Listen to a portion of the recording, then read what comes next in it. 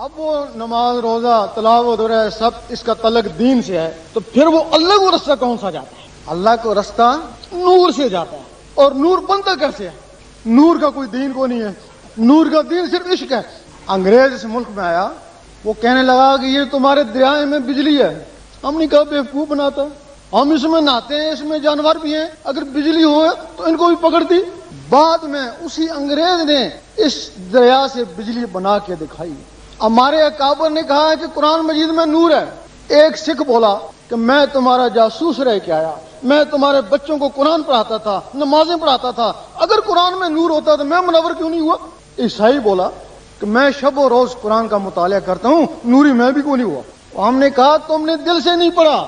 وہ کہنے لگا ٹھیک ہے ہم نے دل سے نہیں پڑھا، وہ تمہارے مسلمان تو دل سے پڑھتے ہیں نا، تو سارے مسلمان قرآن پڑھنے والے نوری کیوں نہیں ہوئے؟ ایک دوسرے کو کافر منافق کیوں کہتے ہیں؟ کیا جواب تھا جی؟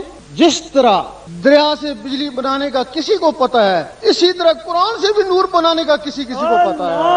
اللہ، جب پانی سے ٹکراتا ہے تو بجلی بنتی ہے، پتھر سے ٹکراتا ہے چنگاری، لوہا لوہے سے ٹکراتا ہے چنگاری، اور قرآن کی آیتیں جب آیتوں سے ٹکراتی ہیں نور بنتا ہے نا۔ کچھ عامل حضرات ہیں، چلو سورۃ مزمل کا عمل ہی صحیح، تو وہ سورۃ مزمل کو بار بار تکرار کرتا ہے، اس تکرار سے نور بنتا ہے، اور وہ نور جو مخلوق قابو کرتا ہے ان کی غذا بن جاتی ہے، لیکن وہ نور باہری بات اندر ہی جاتا ہے۔ کچھ لوگ ہیں انہوں نے تسبیح کے ذریعے نور حاصل کرنے کی کوشش کری، وہ تسبیح ٹک ٹک، اس کے ساتھ انہوں نے اللہ اللہ ملایا، جب اللہ اللہ ملایا اس کی تکرار سے، اللہ اللہ کی تکرار سے نور بننا شروع ہو گیا، لیکن وہ نور انگلیوں میں اندر وہ بھی نہیں گیا۔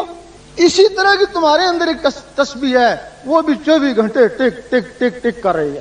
جب اس ٹک ٹک کے ساتھ اللہ اللہ ملاتے ہیں، پھر جب اللہ اللہ اسے رگڑ کھاتا ہے، پھر اس سے نور بنتا ہے، اور وہ نور باہر نہیں جاتا، انگلیوں میں نہیں جاتا، وہ سیدھا خون میں جاتا ہے، خون سے پھر وہ نسوں میں جاتا ہے، نسوں سے پھر وہ روح میں آتا ہے، پھر وہ روح اللہ اللہ کرنا شروع کر دیتی ہے۔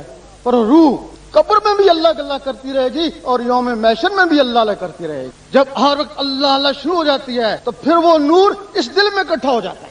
جب وہ نور اس دل میں اکٹھا ہو جاتا ہے، ایک حدیث شریف میں کہ یہ زہر باطن کا عکس ہے، زہر میں بجلی کا نظام ہے، باطن میں نور کا نظام ہے۔ ادھر موبائل فون پر ہے، کوئی تارے نہیں ہیں، یہاں سے بجلی کی لہریں اٹھتی ہیں، امریکہ پہنچتی ہیں۔ اگر بجلی کی لہریں یہاں سے امریکہ پہنچتی ہیں تو نور کی لہریں کہاں پہنچیں گی؟ اور نور کی لہریں یہاں سے اٹھیں گی تو عرش مولا میں پہنچیں گی۔ اب تمہارا کنیکشن عرش مولا تک ہو گیا، یہ ٹیلی فون تمہارا نوری ٹیلی فون عرش مولا سے لگ گیا، لیکن اب بات وہاں پہنچانی ہے نا، بات بھی ضروری ہے۔ جب حضور پاک شب معراج میں گئے، اللہ تعالیٰ نے یہ نمازیں تحفے دیے کہ یہ اپنی امت کو دے دینا، یہ امت تحفے مجھے بھیجے گی، میں ان کو یاد رہوں گا، وہ مجھے یاد رہیں گے۔ اب وہ تحفے نیچے آ گئے، اب نمازوں کو اوپر بھیجنے کا جو ذریعہ ہے وہی نوری ٹیلی فون ہے، اور جس کے پاس وہ نوری ٹیلی فون نہیں ہے اس کی نماز صورت ہے، وہ کبھی بھی اوپر نہیں جا سکتی، اور جس کے پاس وہ ٹیلی فون ہے وہ ٹیلی فون اس نماز کو عرش مولا میں پہنچاتا ہے۔ وہ کہتے ہیں کہ نماز مومن کا معراج ہے۔ اب جس طرح مغرب کی طرف مقناطیسی پہاڑ ہیں، یہاں ایک قطب نما ہے، اس کا تعلق کیا ان سے؟